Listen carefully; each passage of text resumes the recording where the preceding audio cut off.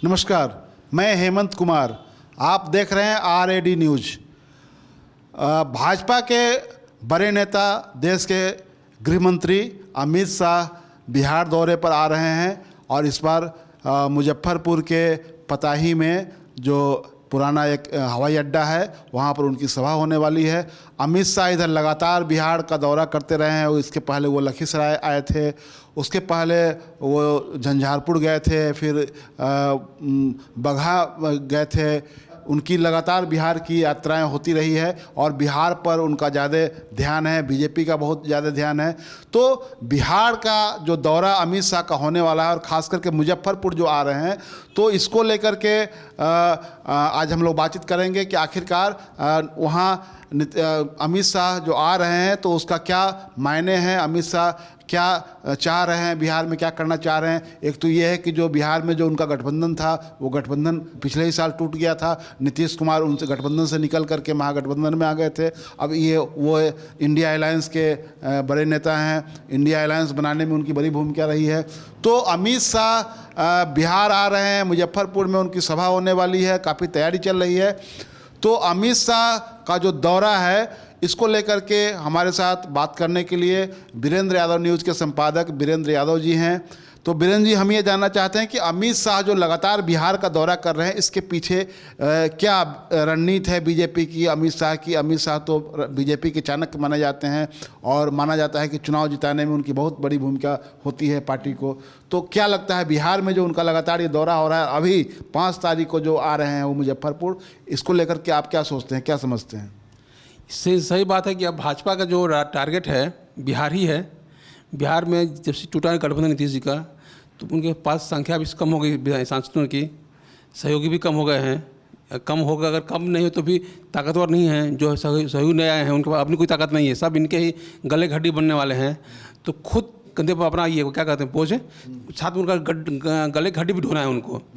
तो जो स्वाभाविक है कि गले की हड्डी भी और कंधे का बोझ भी ढोना है उनको, तो मेहनत तो करनी पड़ेगी। अब दोनों मजबूरी समझ के बेचारे दिन रात लगे हुए हैं। तो कोशिश है कि जितना अधिक भी हम दौरा करेंगे उतना मेरा समीकरण मौजूद होगा।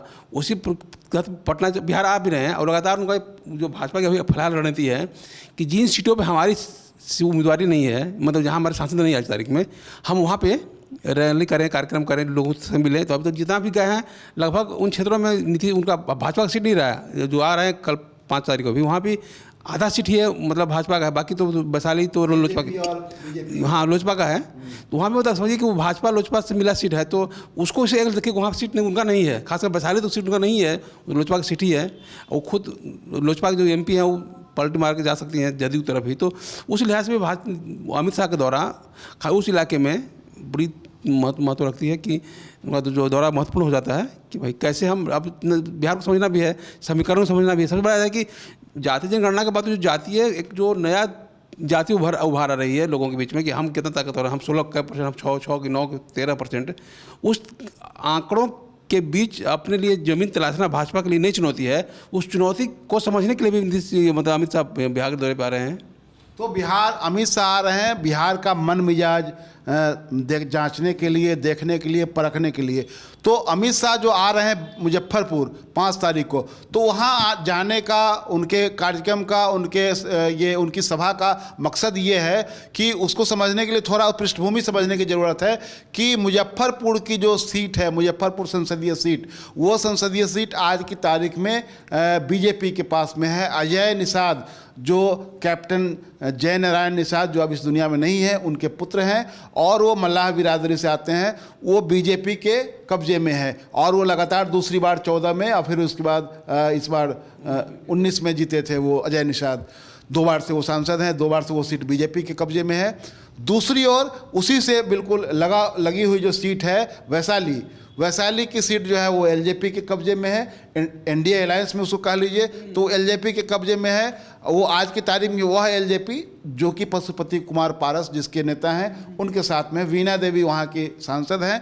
लेकिन वीणा देवी वहाँ की सांसद LJP के टिकट पर हैं, लेकिन उनके पति जो MLC हैं स्थानीय निकाय प्राधिकार से, वो दिनेश सिंह, वो JDU के टिकट पर JDU के नेता भी हैं और JDU के MLC भी हैं वहाँ से। तो ये जो दोनों सीटें हैं वैशाली और मुजफ्फरपुर तो बीजेपी के पास में है। तो अब रही बात वैशाली की, तो वैशाली की जो सीट है वीरेंद्र जी, वो सीट अब बीजेपी उसको अपने कब्जे में लेना चाहती है और उसका एक प्रतीकात्मक महत्व है कि दुनिया का पहला गणतंत्र लिच्छवी गणराज्य, इस रूप में उसकी चर्चा है इतिहास में। तो ये कहा जा रहा है कि वो एक प्रतीक है जिसके जरिए वो पूरे देश में कि वैशाली पर भी हमारा कब्जा हो जाए, इस लिहाज से ये कोशिश हो रही है। तो आप किस रूप में इसको देखते हैं? दरअसल जो वैशाली लोकसभा क्षेत्र है ना, उन 6 विधानसभा सीट हैं, उसमें 5 तो मुजफ्फरपुर जिले के ही हैं। सिर्फ एक वैशाली जिला ही, वैशाली सीट सिर्फ वैशाली जिले का है, वैशाली विधानसभा क्षेत्र। हाँ, बस बाकी सब दूसरी तरह के ही हैं। तो कुल मिलाकर जो प्रभाव है वो वैशाली की राजनीति का ही है। वहाँ पर अधिकांश राजपूत भूमिहार आधिपत्य है उस क्षेत्र पे, उस इलाके में, पूरे क्षेत्र में। उस लिहाज से भूमिहार राजपूत का आधिपत्य है वहाँ पे, कुछ यादवों का भी कह सकते हैं। हमें लगता है कि अब चूँकि अब भाजपा का अब उस क्षेत्र पर कब्जा करने के लिए नया प्रयोग शुरू कर रही है कि हम नया पहली बार जीत भी रही है, भाजपा जीती भी है, मतलब पहले बहुत दिन से जीते वहाँ से रघुवंश सिंह, अब एक बार पहली बार जीती वहाँ से बीणा सिंह, उससे पहले रामा जी जीती, रामा सिंह जीते, हाँ, बहुत दिन कई बार जीतते रहे वहाँ पे। तो उस क्षेत्र समझिए राजपूत बहुल रही है, उस राजपूत बहुल क्षेत्र में भाजपा का अपना नया दाव खेल रही है। वहाँ से कई दावेदार जो हैं पार्टी के, भाजपा के, सब राजपूत ही हैं। अब जो सीट अभी जो आपने चर्चा हो रही थी, आप कह रहे थे कि वो सीट दे देगी भाजपा, लोजपा दे देगी भाजपा। वही मैं बताना चाह रहा हूँ कि जो वहाँ जो ये है जो समीकरण, उसको मैं थोड़ा आपको बता देता हूँ कि उसमें ये कहा जा रहा है कि जो वैशाली की सीट है, उस सीट को बीजेपी अपने कब्जे में लेना चाहती है कि हमारे सिंबल पर, हमारी पार्टी के नाम पर वहाँ कोई लड़ेगा। तो उसको लेकर के जो कोशिश चल रही है, तो वहाँ स्थानीय जो पारू विधानसभा क्षेत्र है, जो स्थानीय विधायक हैं वहाँ के, वो अशोक सिंह हैं और बीजेपी के विधायक हैं वो पारू से। बगल की जो सीट है साहेबगंज, वो सीट भी बीजेपी की है, जहाँ से राजू सिंह बीजेपी के विधायक हैं। तो वहाँ 2 लोग उस सीट के प्रबल दावेदार बताए जा रहे हैं। एक राजू सिंह जो अभी विधायक हैं साहिबगंज से, दूसरा वो अशोक सिंह जो पारू से विधायक हैं। एक और नाम है जो नीतीश सरकार में, नीतीश जी की जो पहली पारी थी उसमें वो ट्रांसपोर्ट मिनिस्टर थे, अजीत कुमार, इंजीनियर अजीत कुमार, जो कांटी से विधायक हुआ करते थे। अभी वो विधायक नहीं है, पिछले चुनाव में वो हार गए थे।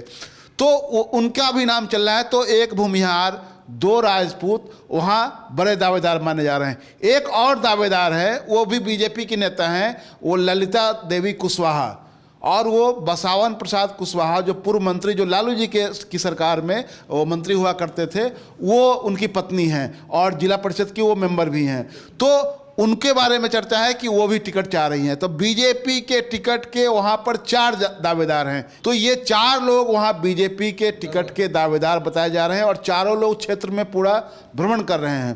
तो वहाँ अमित शाह जो आ रहे हैं मुजफ्फरपुर, और ये जो आपने कहा कि वो भूमिहार बहुल इलाका है, तो ये तो अब जो विधानसभा के पटल पर जो जनजाति सर्वेक्षण के आंकड़े आएंगे, तो उसमें अगर जिला वाइज आंकड़ा आएगा तो उसमें ही पता चल जाएगा कि कहाँ क्या बहुल है। अभी तो हम लोग ये अनुमानित बात का धारणा बनी हुई है, अनुमानित बात करते हैं।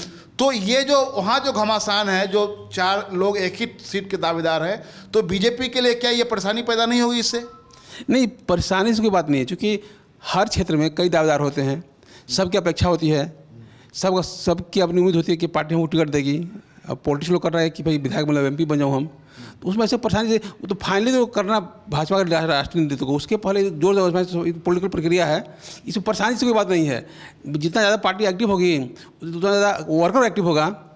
जहाँ पार्टी एक्टिव होगी, नेता वहाँ वर्कर, तो स्वाभाविक पार्टी से फायदा ही होने वाला, नुकसान उससे नहीं हो रहा पार्टी को। जो टिकट मिलेगा वो बाद में देखा जाएगा, अभी तो चुनाव में 8 महीने बाकी है। इतने सारे दावेदार हैं तो उससे एक तरह से पार्टी कैडर, पार्टी कतार, हाँ, पार्टी नीचे में ज़्यादा लोग सक्रिय भी होंगे। हाँ, बिल्कुल। उससे पार्टी को नुकसान नहीं है, फायदा ही हो रहा है, उसमें नुकसान पर जितना ज़्यादा उतना पार्टी को फायदा होने वाला है। लगता है कि नुकसान होने वाला है, कुछ नहीं है। चुनाव वो तो जितने दावेदार हैं वो कह रहे हैं कि पार्टी जिसको टिकट देगी हम उसके साथ हैं। लेकिन हम भी हैं, लेकिन हम भी एक दावेदार हैं। वो कह रहे हैं कि जिसको टिकट मिलेगा वो उसके साथ हम होंगे। लेकिन हम भी उम्मीदवार हैं, हमारी भी उम्मीदवारी है। दोनों बात कह रहे हैं। मतलब निष्ठावान हर कोई पार्टी के प्रति है, लेकिन अपनी दावेदारी छोड़ नहीं रहा है। इसी बात वैशाली में सिर्फ भाजपा की बात नहीं है, हर पार्टी के दावेदार वहाँ पे हैं। RJD के भी हैं, जदयू के भी हैं, तो सबके अपने दावेदार है, अपना अपना दावा है। तो आपने आरजेडी और जेडीयू की चर्चा छेड़ दी, तो मैं बता देता हूं कि आरजेडी की तरफ से तो अभी जो हल्की जो चर्चा है, और उसमें एक विजय सहनी है जो 2014 के चुनाव में वो उम्मीदवार थे जेडीयू की ओर से, और 1 लाख 1.5 लाख के आसपास में उनको वोट आया था, और वो रहने वाले हैं हाजीपुर के। और ये अजय निषाद जो बीजेपी के सांसद हैं, उन्हीं के समझिए कि वो गुतिया दयाद हैं एक्सटेंडेड फैमिली में। और दूसरे एक जो हैं वो गणेश भारती हैं जो आजकल आरजेडी में हैं और जेडीयू से कभी एमएलसी हुआ करते थे, नीतीश जी ने उनको एमएलसी बनाया था। तो 2 नामों की वहाँ चर्चा है इधर से, बाकी लोग और किसी की चर्चा तो है नहीं। एक चीज़ मैं वीरेंद्र जी इसको आपको बताना चाह रहा हूँ कि वैशाली को लेकर के जो चर्चा जो चल रही है कि वैशाली की सीट इस बार एलजेपी बीजेपी के लिए छोड़ने जा रही है। तो बीजेपी के लिए छोड़ करके वो चाहती है कि उसमें समीकरण क्या है कि जो राजू तिवारी जो एलजेपी के यानी कि चिराग पासवान के प्रदेश अध्यक्ष हैं उनकी पार्टी के, वो वाल्मीकि नगर से चुनाव लड़ना चाहते हैं। वाल्मीकि नगर की सीट जो है आज की तारीख में जेडीयू के पास में है, तो वहाँ कोई दिक्कत है नहीं बीजेपी और एलजेपी को लेकर के। तो वो हाँ एक सीट जो है वो एलजेपी को उसके बदले दिया जाएगा वाल्मीकि नगर, और वैशाली की सीट बीजेपी अपने कब्जे में लेगी और अपने मन से अपने तय अनुसार अपने अनुसार वो तय करेगी कि किसको टिकट दिया जाएगा। तब सवाल उठता है कि तब वीणा देवी का क्या होगा। अरे भाई, तो जहाँ पति वहाँ पत्नी, जदयू उनका खुला पड़ा रास्ता है। अच्छा, उन संकट वीणा देवी के लिए नहीं है। अरे नीतीश जी को चाहिए कैंडिडेट, विनिंग कैंडिडेट है, उनके पति एमएलसी हैं, पहले एमपी बना चुके हैं पत्नी को, फिर बना देंगे अपनी पार्टी में लाके। कहाँ अंतर पड़ता है? ये लोग के लिए पार्टी का कुछ मायने है। ये लोग मतलब कोई टिकट चाहिए मौजूद पार्टी का, मिल गया बन जाएंगे। उसके ये जो झंझट नहीं है, बिना सिकल क्या करेंगे, जदयू में जाएंगे। वो हमारे जदयू की सांसद हैं आज तारीख में एलजेपी के, कल वहाँ फिर कोई टिकट का कोई झंझट भी होगा कि आरजेडी से कौन जदयू से कौन, भाई फुल सीटिंग एमपी है तो दे दो टिकट इनका। तो आप कह रहे हैं कि उनके लिए कोई संकट नहीं पैदा होगा, बल्कि वो उनके लिए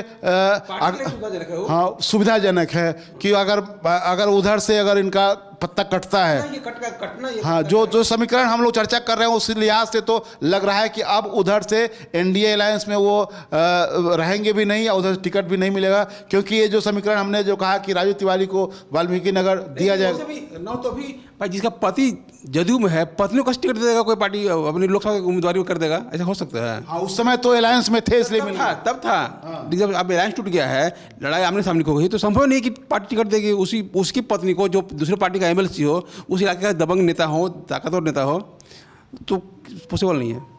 तो बीरेन जी कह रहे हैं कि वहाँ बीना देवी के लिए कोई संकट नहीं है, वो तो जेडीयू में उनके पति एमएलसी हैं और उस समय अलायंस में थे, इसलिए बीजेपी या एलजेपी को टिकट देने में कोई दिक्कत नहीं थी। आज की तारीख में बीजेपी नहीं चाहेगी कि उनको टिकट दिया जाए, क्योंकि उनके पति उधर हैं, ये जेडीयू में है।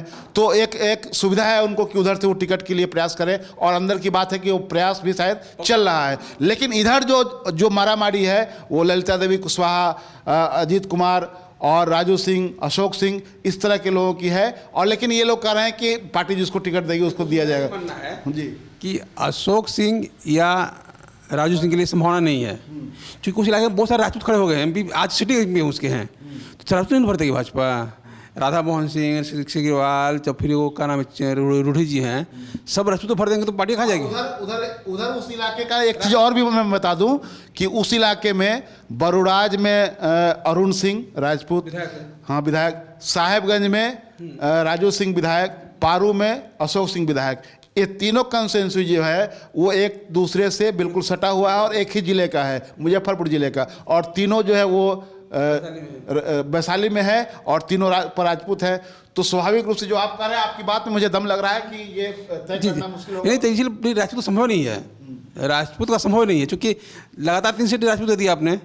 सिवान तो पहले से मान लीजिए कि आपको क्या नाम है, राधा मोहन सिंह उसी इलाके के हुए, महाराजगंज बगल में सिवान, वो जो इलाका है उसका, और फिर उधर एक और बाबू साहब लगे हुए हैं, क्या नाम है, शिवहर या मोतिहारी के लिए राणा रणधीर, राणा रणधीर, हाँ। तो उस समीकरण में हमको नहीं लगता है कि भाजपा किसी राजपूत देगी तो बहुत भाजपा अपनी पार्टी को, लेकिन राजपूत को दे हम नहीं लगता है। जो आज कहने का मतलब आपका यह है कि बीजेपी वहाँ वैशाली में राजपूत पर दाव नहीं लगाएगी। तो क्या ये कहा जा सकता है, क्या आपका कहना है कि क्या बीजेपी वहाँ पर पिछड़ा अति पिछड़ा चेहरा लाएगी? हाँ ला सकती, क्यों नहीं ला सकती है। अब तो जब आपके पास पहले ही से 10-11 सवर्ण में MP है, सब आपसे लड़ाई का सवर्ण है। अब जो आती है बात, हम आप कहते हैं कि EBC 36% उसको क्या कीजिएगा, उसको टिकट नहीं दीजिएगा, कहाँ दीजिएगा। तो अब भाजपा की मजबूरी है कि उसी लोगों से उभार के सामने लाएगी, तो कुछ लोगों से कोई अति पिछड़ा कोई टिकट मिल जाए, किसी पिछड़ा को मिल जाए, किसी कोई। तो आपने सुना कि ये बीरेन जी कह रहे हैं कि बीजेपी के लिए वहाँ राजपूत को टिकट देना मुश्किल होगा वैशाली से, वो किसी अति पिछड़ा पर ही दाव लगा सकती है, क्योंकि वहाँ जो समीकरण है, चाहे अगल बगल के जिलों का जो समीकरण है, उसमें सिर्फ राजपूत नाम ही देखे जाते हैं, जो चाहे सिग्रीवाल हो, चाहे रूड़ी हो, और उधर फिर नीचे जाइएगा तो जो 3 विधायक हैं वो सब राजपूत हैं। तो इस लिहाज से ये माना जा रहा है कि बीजेपी राजपूत पर दाव नहीं लगाएगी, लगा सकती है तो वो अति पिछड़ा और भूमिहार पर भी नहीं ला सकती। अच्छा, इसलिए कि भूमिहार का वहाँ वो उस ढंग से पॉलिटिक्स नहीं, जैसे वो आप क्या नाम है, मुंगेर है या क्या नाम है आपका बेगूसराय, उस इलाका भी भूमिहार तरह का उस तरह का नहीं है, और भूमिहार कोई कभी लड़ा नहीं, वहाँ से कोई जीता भी नहीं लगता है हमारे हिसाब से। हाँ। तो जिस इलाके में कभी भूमिहार लड़ भी नहीं किया है, नया खालक को जाकर चादर फाड़ के पैर लगा लीजिएगा भाजपा, भूमिहार का संभव नहीं है। वहाँ राजपूत, भूमिहार, ब्राह्मण, वहाँ सवर्ण की तो कुछ संभावना नहीं है, एक लाइन जोड़ लीजिए आप।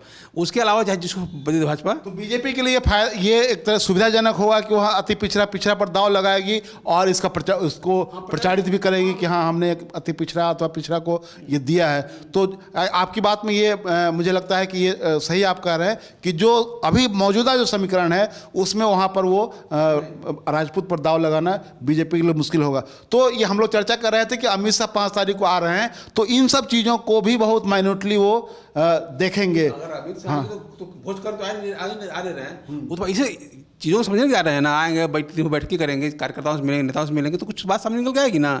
अमित शाह घूम ही रहे हैं कि भाई जमीन पर जाकर देखें, अपनी आंखों से, अपने अनुभव से झेलें, लोगों से बात करें क्या है, और सामने चीज़ें आएंगी। उसमें हमको लगता है कि ये बात उभर के आएगी कि यहाँ सीट सवर्णों के लिए बहुत सुरक्षित नहीं है। आप किसी EBC को, BC को, ST तो संभव नहीं है, 2 में किसी को बनाइए, लेकिन सवर्ण के लिए वो राष्ट्रीय सीटें ब्लॉक है।